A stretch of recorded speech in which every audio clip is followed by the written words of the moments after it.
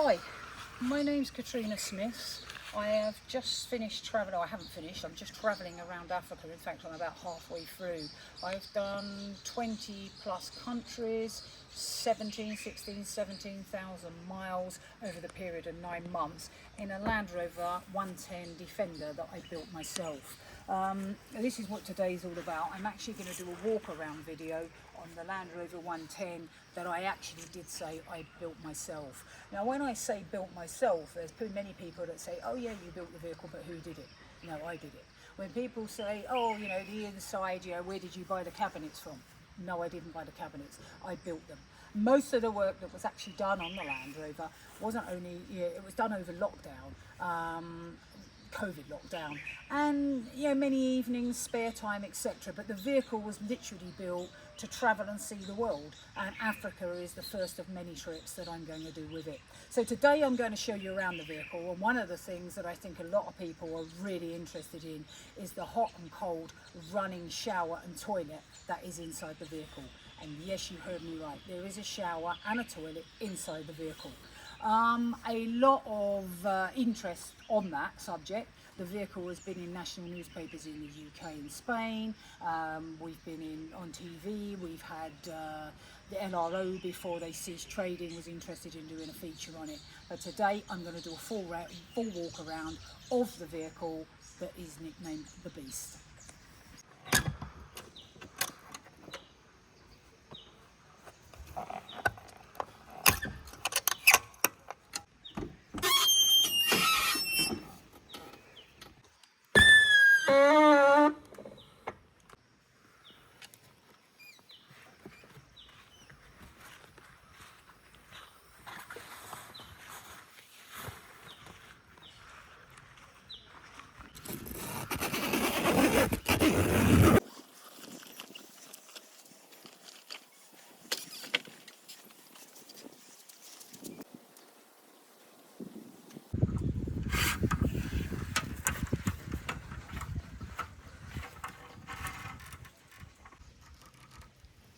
Right, so here is the awning. You can see how quickly it was to set up this vehicle.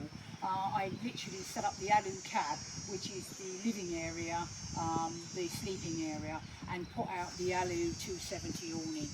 Actually, I've supported it on a stand. It is a freestanding awning and does not need the leg at all. But there it is, there is the awning.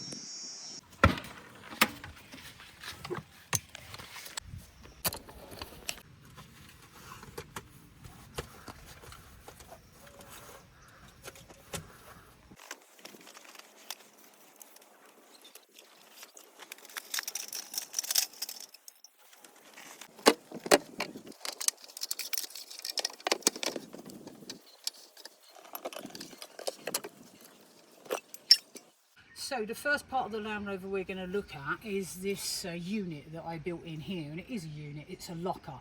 So the locker was installed into the side. This system allows me to shut every other door in the Land Rover and just concentrate on this locker, this area. I realised that I needed lighting for the awning area, so I decided to fit this swivel light, which basically went on, and obviously in the dark I can turn it that way to see exactly what's in the locker, but when I'm sitting under the awning I can turn it that way and it lights up the whole awning area, so it saves having extra lights bolted around the vehicle.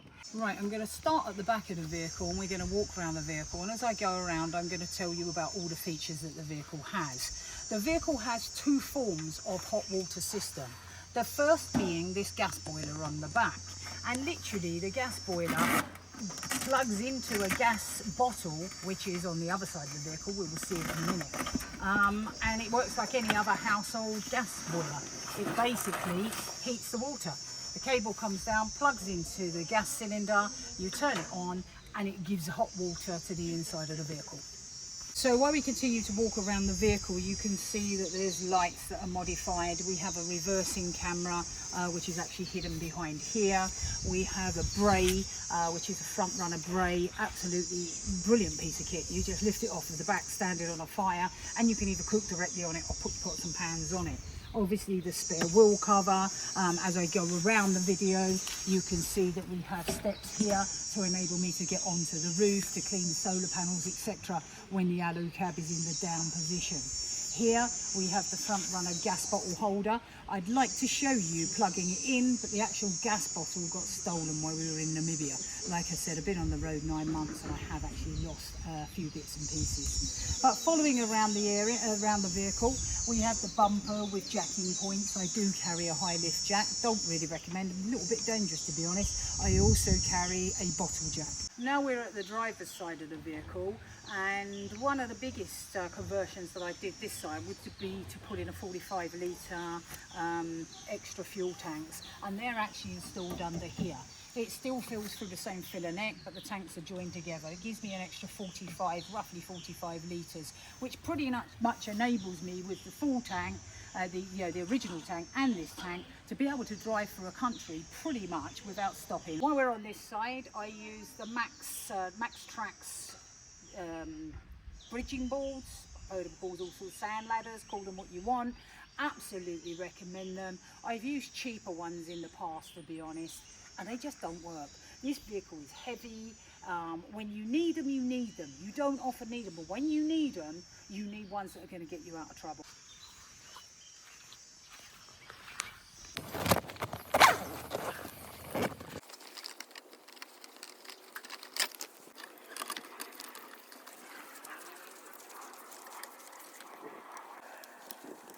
Right, so as you've just seen, I've put up the shower cubicle, which enables me to shower outside the vehicle. I can also put the toilet that is inside the vehicle outside the vehicle to use. As you can see on the bottom, there are pegs which stretch it out so that it is perfectly square and doesn't blow away if there's any wind. I actually built this myself, to be honest. I designed it and built it myself. And then had the cover made. As you can see, it's not just Africa that causes problems. We also had Roland Rat that decided to have a little bit of dinner with the awning here. But hey, you know, I'll get it repaired when I get back into Europe.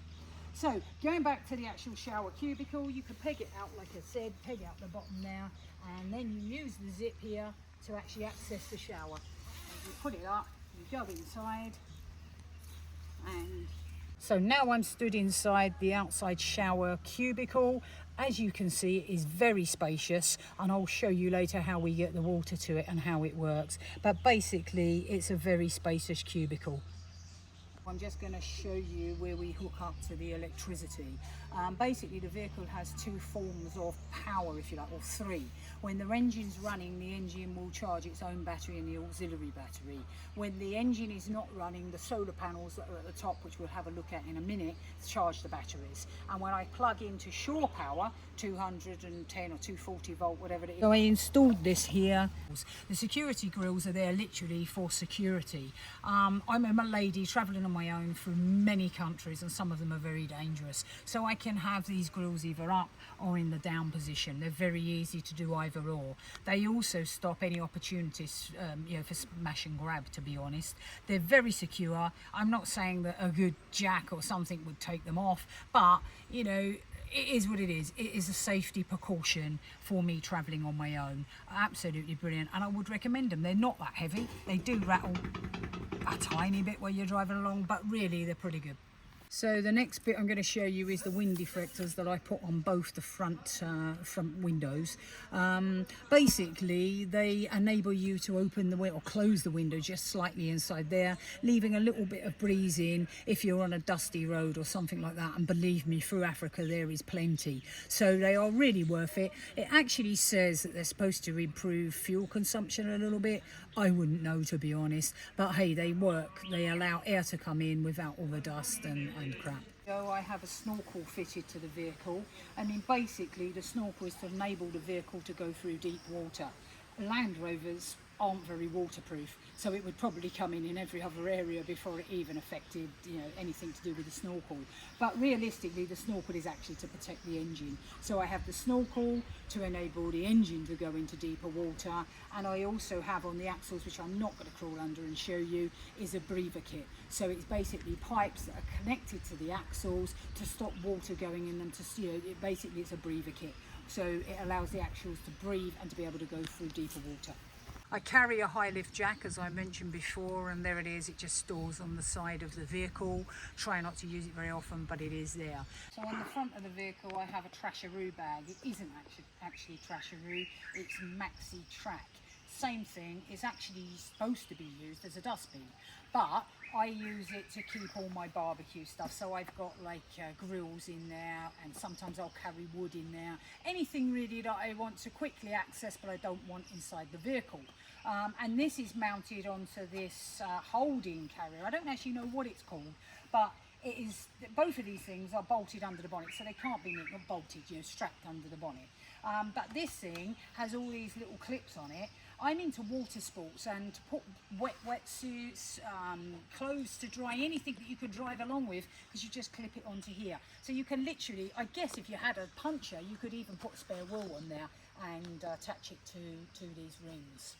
Coming down further in the vehicle, you can see I've got the Defender nudge bar, nothing metal, but still quite strong.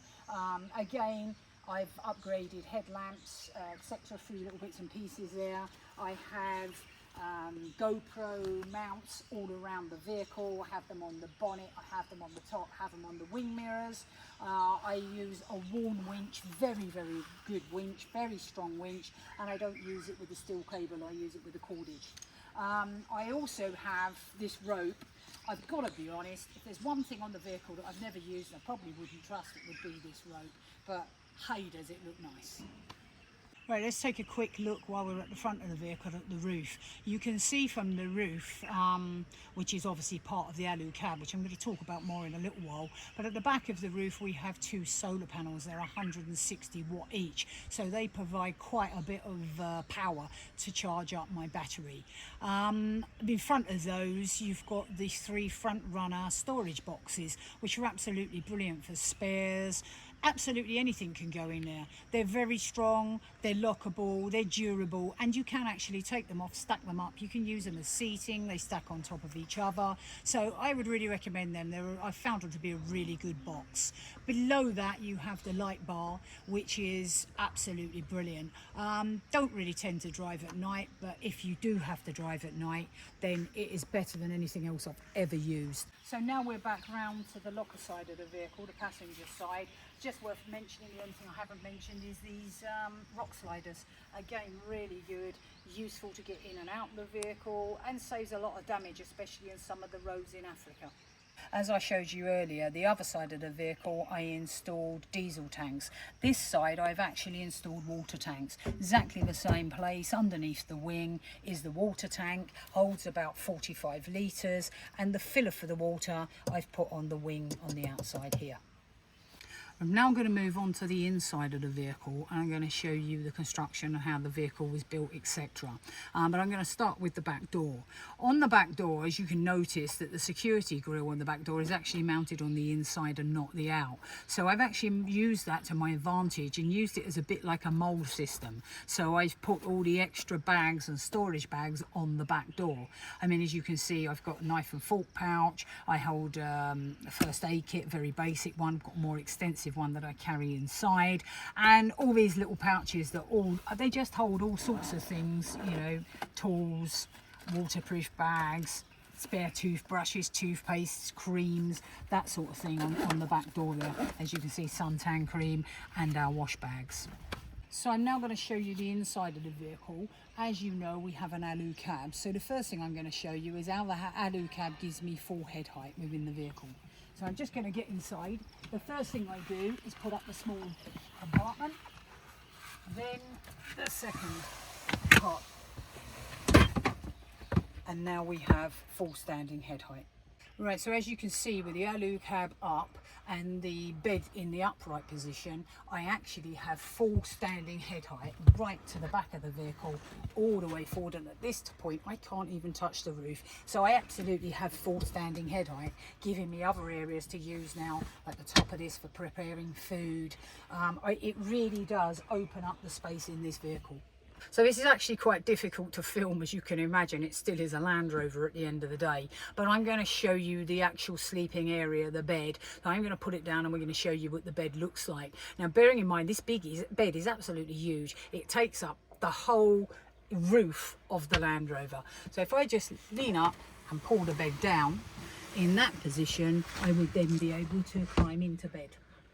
So there are two other lights in the bedding area. One is on the roof and one is on this part of the hatch, which actually comes down to give you privacy at the top. But these lights here, yeah, very, very well thought about. Obviously when this shuts, this becomes a light for downstairs, and the other light of this is actually on the roof of the Alu-Cab. But before we show you that, I'm just going to show you how the hatch actually pulls down for privacy.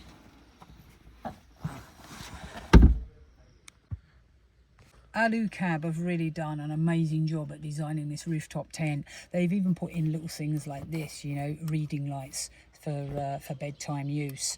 On top of that, when I designed the inside of my vehicle, I wanted to keep in with that, and part of the things you do when you're in bed is normally charge your phone. So I've put in all sorts of USB sockets here, and you will see that I've put in many more all around the vehicle. Alu-Cab designed this rooftop tent with very good durable non-rip material. It's a bit like wetsuit material is what it feels like to the touch, but it's very heavy duty. Behind it is the mosquito nets, which are very fine and very, you know, they don't rip. They're very good quality. As you can see with the bed up, this area, this whole area, because you've got the window both sides, actually gives a lot of air in the vehicle. And if I want more air, I can actually just with a few zips, unzip this right the way down, and we have, you know, full view, both sides really open, and the back does the same. So I'm sitting in the back of the vehicle, and as you can see, I've designed it as a usable camper van to do exactly what I'm doing now, to sit in the back. The vehicle is officially really now only a two-seater, but when I designed this area and this seating area, I actually put in seat belts for two other people. So effectively, I can still carry four people. The only downside, obviously, is if you're sitting here, you're looking that way. So not exactly ideal. So I'm actually sitting on the seat, which also converts into a bed, which I'm going to show you in a little while. But in front of me, I have built a sink unit. So here is the sink unit. Underneath one side, we have the sink with hot and cold running water, and the other side we have the cooker. So if for whatever reason I can't cook outside, I can cook inside, and I can always wash up inside. So the second unit that was built is this unit here, and I built this unit for three purposes really: to house the fridge, to provide storage space, and also obviously for preparation areas at the top there when the roof's up.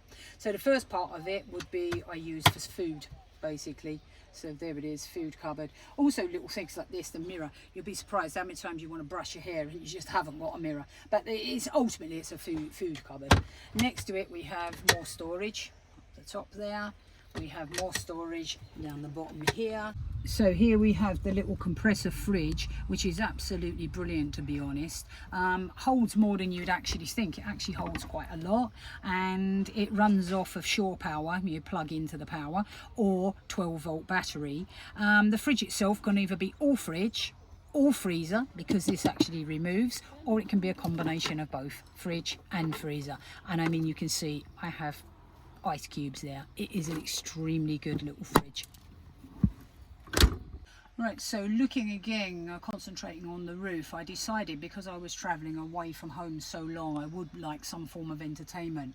So I actually installed this TV system. I do have a router in the vehicle, so I have always got Wi-Fi. I can watch Netflix, I watch anything off of it. I've got a DAB, I think it's called, a DAB receiver, which enables me to get local TV, not that I'd want to watch it, but I have hard drives that I can plug into it, and the sound from this I've actually set up to come into the speakers of the vehicle, so it's almost like a complete surround sound system. Now, because of the angle of the roof, I'm obviously not going to lay underneath, so I've designed it so that it actually just flicks down, and there we go, and you can hold it in any position from the back. So as I said before, that I do actually have a router in the vehicle. Here it is, it's the Netgear router. Just put a SIM card in it and you can link up to 12 people to it. I obviously also have fire extinguishers for obviously safety. So the next part of the build was the actual inside toilet and shower, which is what most of you have actually been waiting for, in fairness. How did I make it happen? Well, I built this unit along here. So you simply just remove the cushion off of it. You sit the, or put the driver's seats, the passenger seats slightly forward, and then you lift this section up, this hatch up against the door. It actually has a clip on there to stop it falling on you, and that's now secure. And as you can see, not only is it the toilet and which shower I'll show you in a minute, it doubles up as a big storage space. I mean, I've got barbecues in there, I carry extra gas, yeah, all sorts of things, pipes, whatever you want to put in there. It's a huge storage area, but it doubles up as a toilet and a shower, and I'll show you how. So as you can see, we now have a toilet stroke shower cubicle. As we looked at the video earlier, you could see that I had full head height. So how have I made it happen? On the Defender, the floor actually dips down in that area for the middle row feet. Yeah, the feet of the middle row seats. So I've utilised that area to actually step into. So as I step into the shower tray, and the toilet is also in the shower tray.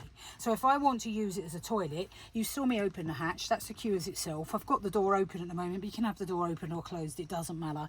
We explained how the seat went forward to give you more room when you're showering, but I just simply turn myself around, and there you go, you have a really comfortable toilet. So now we've actually seen how the toilet works and how you step into it. I'm now just going to show you how the shower works. The shower curtain just fits into this neat little bag here, so I've just taken it out. And all you simply do is take it from the top and drop it into the shower tray. Once it's dropped into the shower tray, it has a zip on the front, so I just simply connect it up to the areas here on the roof, like so. So as you've just seen me clip the shower curtain onto the clips on the roof, you can still see by me standing here that I still have full head height. I am not, stretching down at all. And when I step down into the shower, I'll still have about that much above my head. So I can easily, shower.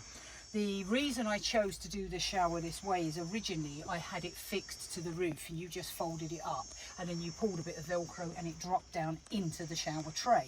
The problem with that system was I tended to shower last thing at night, and because it was attached to the roof, I was folding it up wet and it was getting mildew. And with this system, it's very easily clip in, clip out. And once I've showered and it's wet, I can just take it outside, hang it up for 5 minutes, bring it back in, fold it up, put it in his bag, and job done.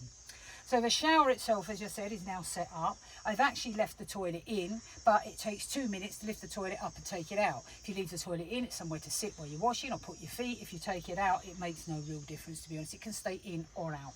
The shower curtain has a zip that's been sewed in at the front, so I just pull the zip down to the floor height and step in to the shower.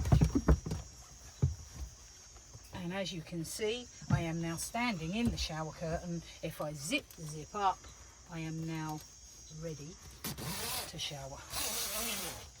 So in all intents and purposes, I'm now standing in a shower cubicle that cannot leak because the curtain is actually into the shower tray. And you're probably asking or wondering how I get rid of the waste. Well, I actually have a hole drilled in the floor of the shower base with a quick release fitting that I have a pipe coming out of the bottom. I don't carry wastewater in this vehicle, so if it is just shower water and it's convenient to just shower, it can go onto the grass. If I don't want it to go onto the grass for whatever reason, I can always put a bucket underneath. So that is the waste side of it. If we now look at the water side of it, you're probably wondering how the hell I get water in here when I haven't got any taps. Well, it's quite simple. I designed a system using a WOW system on a camper van, and what it basically does is this is the shower head. Had to make a few modifications to it, but hey, it works. So what actually happens is I've got a fitting here that connects into the water supply, and I mentioned before that it holds its own water. I told you how the heater works to heat the water. We also have another water heater system that I'll tell you about in a minute, but we put this in, and this part itself, turning left or right, gives you hot or cold water for the actual shower itself. Once connected, water doesn't just come out all over the place. It only comes out when I press the head. So I have full control here. Regardless of whether that's plugged in or not, the water will only come out when I push it, and when I release it, it will stop. So I'm going to show you the system now. We're just going to take a closer look. So where does the actual water for the shower come from? Well, it comes underneath this little flap here. If I lift it up, then there is a quick release fitting that enables the water to go to the shower head. Why did I do that and not put taps in? I've built shower systems before, and taps and shower heads can easily be knocked and just fill your vehicle with water. You could flood a whole 45 litres in your vehicle. This does not allow you to flood anything. Why? Because no water's coming out of it when it's off and it's disconnected, but when you actually connect the fitting into it, which is quick and simple, you just push it in like that. As I explained before, left hot water, right cold water, and then we have the shower head on the other end. So with the tap in securely in position, as I explained before, no water will come out of this unless I press it. So I press for water, I release for no water. All I simply do with this is feed it into the top of the shower cubicle. I have extended the cable, you know, the hose if you like, so it actually reaches the floor. So there is no risk whatsoever of that flying out, covering the vehicle. But I can tie it up. I mean, I can put it up here, you know, just like that, as I explained. It doesn't come out all the time. I'm not pressing it, so I can conveniently put it out the way. It's very easy to use. But if I step back into the shower, you can now see that I am now standing in the shower. I explained how the waste works, but also you can now see me with the shower head. If I turn the pump on and turn the hose on, I am now showering, and I actually have plenty of room. Yeah, absolutely plenty of room in here to shower, to get out, to get dressed, to get dried, and it is very, very watertight. No water in the Land Rover at all. So with showering finished, I've put the hose away neatly in its bag, takes up no room whatsoever. The shower curtain packs away in its bag. All I simply do now is put the two into the storage area at the bottom here. 1, 2. We're now back into toilet mode, so I can use the toilet, but if I don't want to use the toilet, down with the hatch and put the cushion back on. And we're now back to a seating area.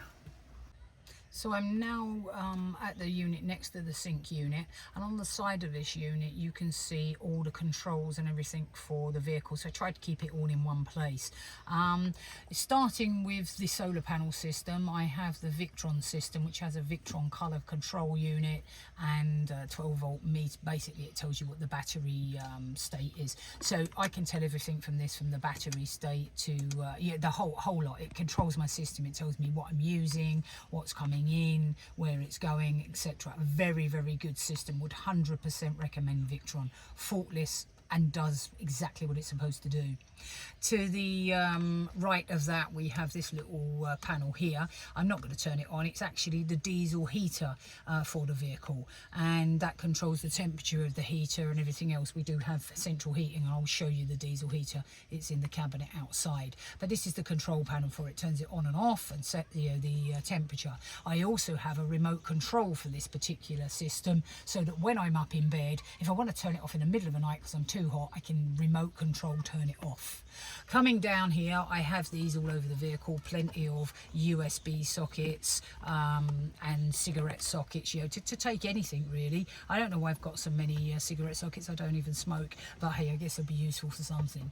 I have on this side European plug, I have on this side a English plug, and in between here I actually have an inverter on the vehicle. Again, it's in the electrical cupboard. I'll show you that in a minute, but I can turn it on and off from here without having to go outside, turn it on and off, etc. Once on, it changes the battery power via the inverter to 210 or 240 volts, your basic household supply. Next to that we have the tank indicator. The vehicle, I showed you the tanks earlier, holds its own water, and just by one press I can tell, you know, how much water I've got in the tank. At the moment it's empty. Here I have two things here. One switch is just for lighting around the vehicle. In fact, there's an LED light just above the sink. The other one actually turns on the pump for the water. So, you know, for showering or using the sink, I would flick this one on. It turns the pump on, which then pumps the water under pressure for showering, washing, etc.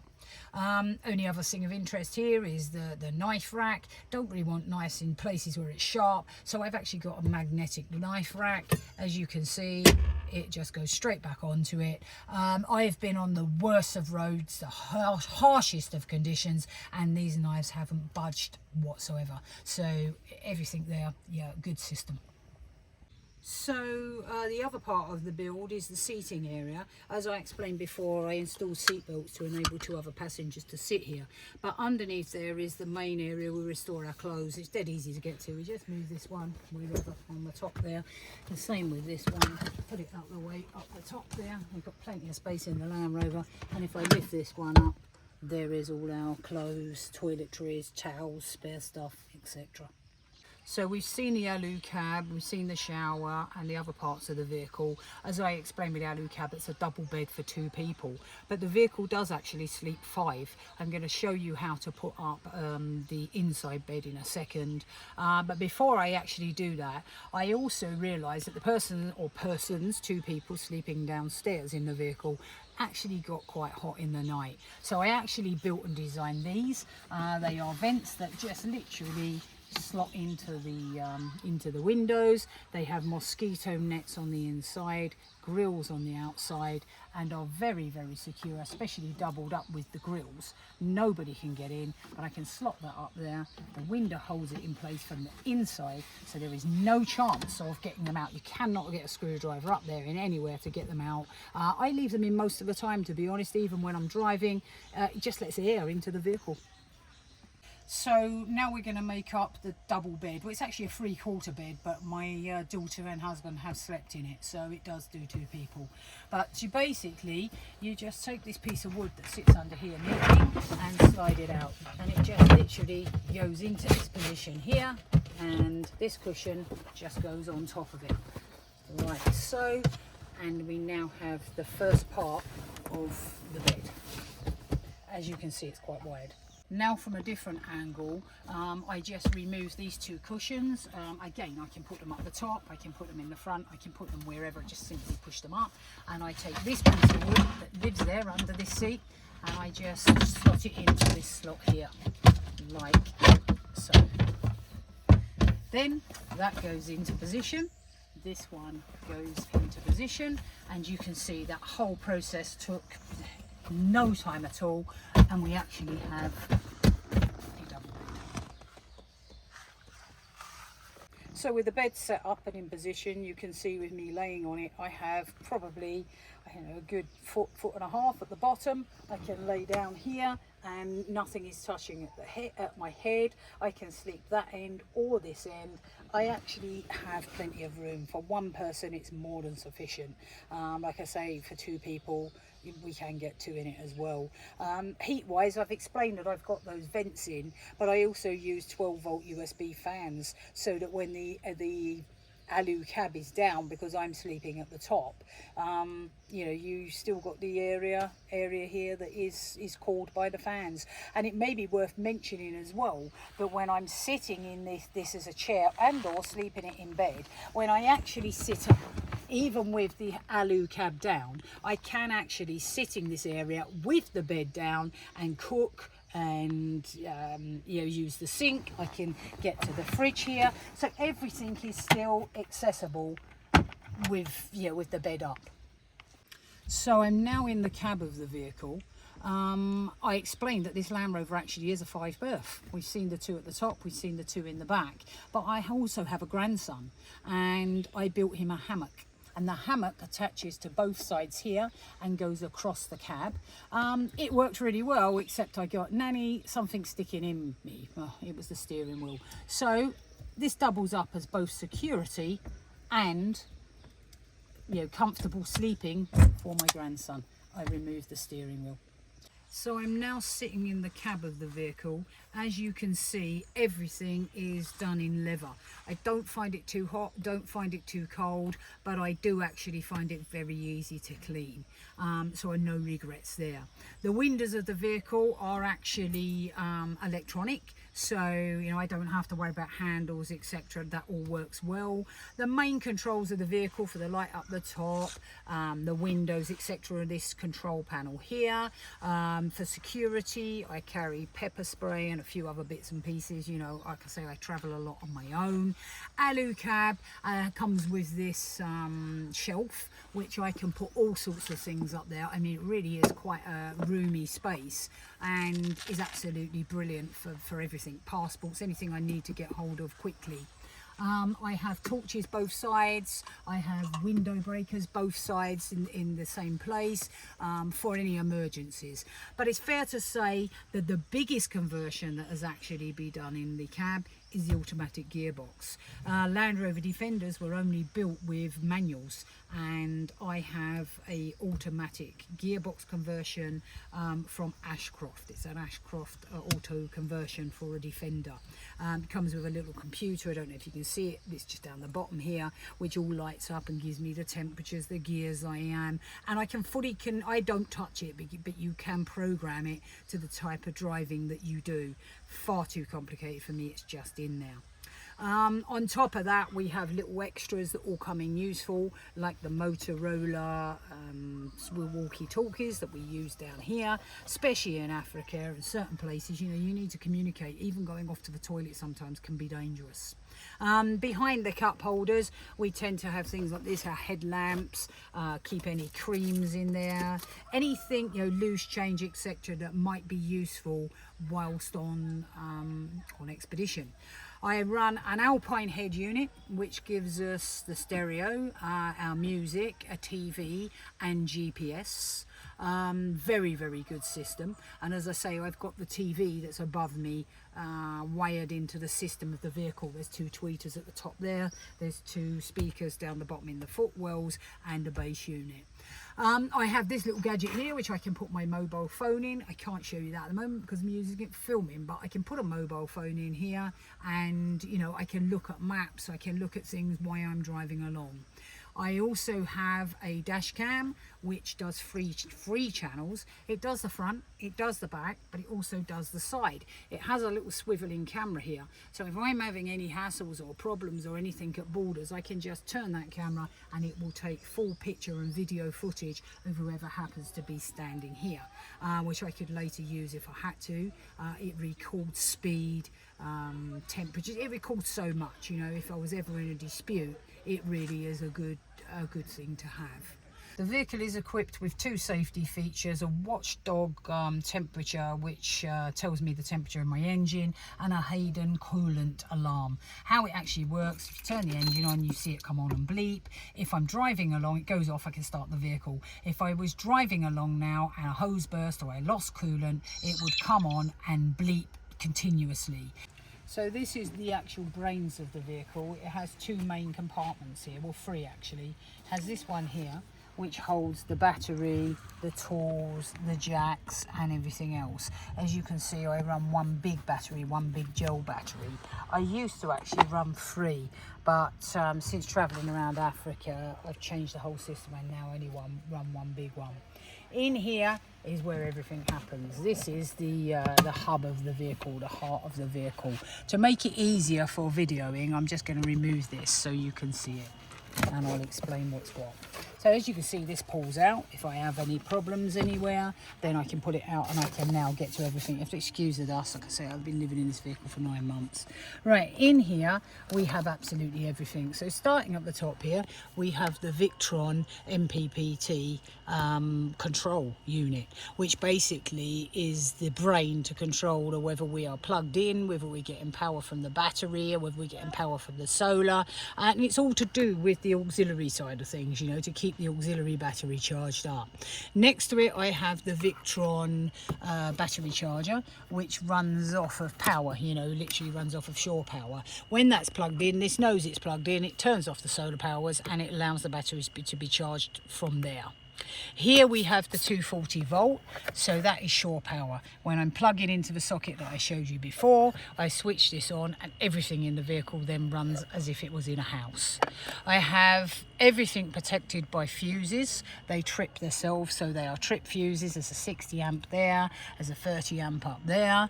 This panel here is a complete fuse board. Behind here is loads of little blade fuses with a bus bar at the bottom, bus bar meaning an earth bar, and basically that controls every little thing. I mean, for example, there we have water, there we have lighting, etc. They all have their own different, so if a fuse blows, it's all here. Here is the inverter I was telling you about. The job of this is basically to take 12 volt battery power and change it into shore power, you know, what you would use in your house. So by turning on from inside, it livens this up, and all the sockets within the vehicle, then I can run ordinary hair dryers and ordinary iron, I don't know, whatever else I would want to run that I would need that kind of voltage to run. So that's called an inverter. I have the main shut-off switch here, which kills everything inside. It isolates absolutely everything. And the only other thing, this is the back of the fridge. This is where the fridge breathes, you know, to allow air going into the fridge. It's all a little bit knocked around at the moment, to be honest. I mean, at 15,000 miles, it's taken quite a pounding.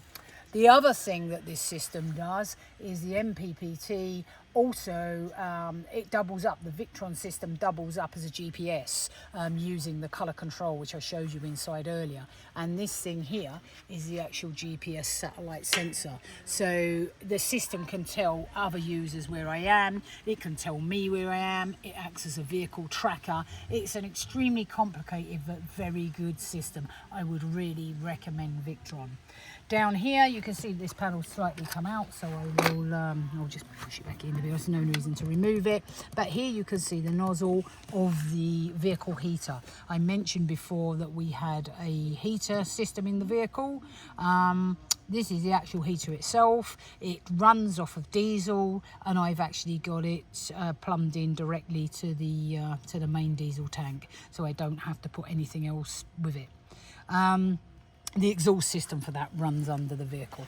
So last but not least, I'd like to talk about the tyres that I run. As I've explained, I've been 15,000 miles through Africa. These tyres have gone through one hell of a pounding, and you can see, I mean, it's smothered in dirt now, and I mean, this was really bad when I came in. I'm running Cooper Discovery XT Max, and I would really, really recommend this tyre. I can't praise this tyre enough. I have done sand, I've done mud, I've done shingle, I've done absolutely everything. Up mountains, hills, I have done 4 self-drive safaris, and these tyres have handled not just one of them, all of it. I would, you know, I've used other tyres in the past, but don't think I'll ever change from Cooper.